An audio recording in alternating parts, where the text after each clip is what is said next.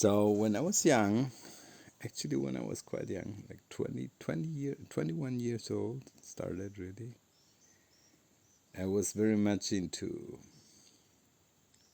physical immortality. I was with a teacher in the time that was called Leonard Orr.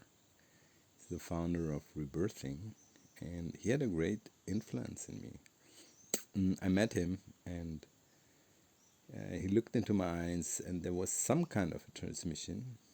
He was with the same guru that I was, which is Babaji, Harakam Babaji, and not in the physical form because he also had left his body.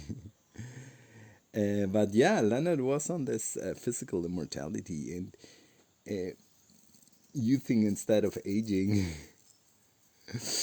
And yeah, he talked about this immortal yogis in India, and well, I went there. And well, the one he told, who is an immortal yogi, he was Deva something. He was called. When I arrived there, he was dead. People said, "Oh, he was very very old, very very old."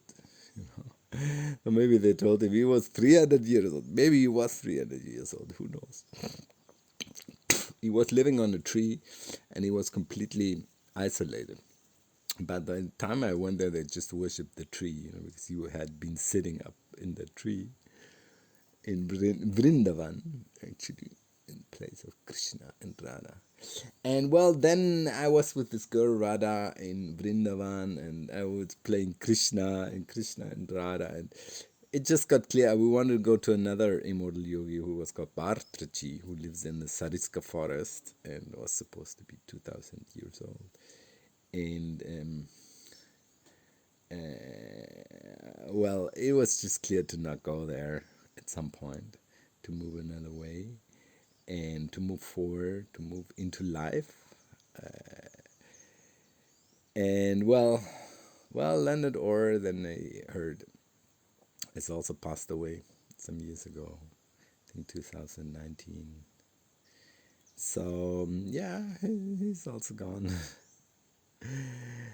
And yeah, well, there's a whole tradition in India about this, and about Siddha yogis who want this siddhi of not dying.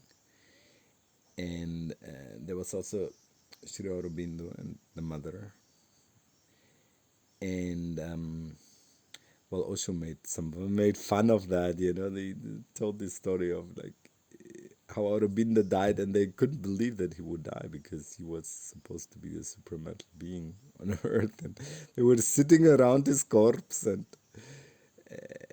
waiting for him to get up. When he didn't get up, like his body was deteriorating, he was dead. And then the mother kept on, and like one day she also popped. But all of that doesn't mean that there isn't such a deep pull of truth within the knowing of physical immortality, which may not even be feasible. I don't think so. I mean, it doesn't look like it. I'm aging, and everybody's aging, and everybody's dying. It's just as it is. But moving into what physical immortality is as a potential is something so big that it's not something a self can reach through yogic practices or through anything. You as a self cannot make that because it's so beyond yourself.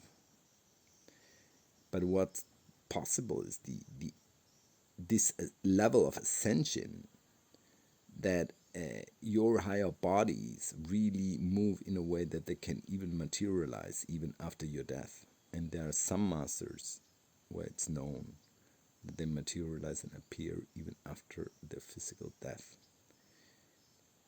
because of the level of mastership in the astral bodies and in the light bodies and in the eternal bodies. But that opportunity is only given if you, in this life, you live the divine, your divine nature in physical nature that invokes a transmutation of the body. So here we come into the truth of it, because what the mother passed through and what Sri Aurobindo was envisioning was exactly that coming of spirit into matter, which will transmute our physical form. And it's happening. The codes of what immortality is are coming in, and this body is, as it's evolving, it's an immortal body, because in the structuring of my body there's the knowing of light, there's the knowing of what's eternal, and it's so known and so present in this body, that this body is really presence of eternal in the flesh.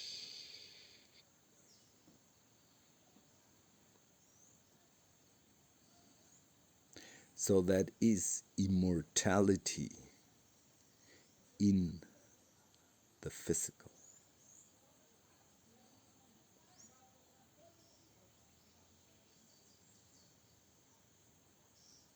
Just open to it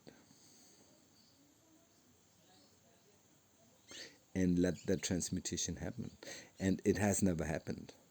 It's a new thing. It's not something that was available or accessible so far. But now something else, something bigger, something broader is coming in. So our physicality has the potential to transform into this eternal presence.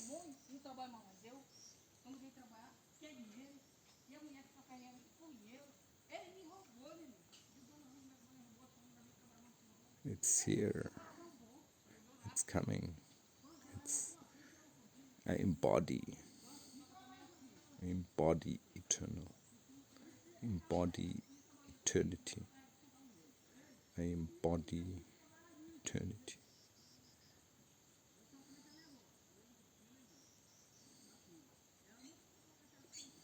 It's a different space, it's a different level, and it's in the physical. It's not a mental concept. It's not a future goal or anything like that. It's in the physical. It's in the now.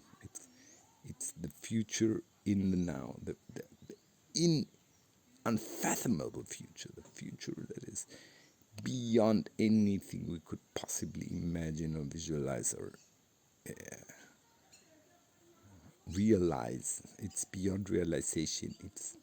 It's so direct from the eternal spheres into this body, that direct download of eternity into physical form.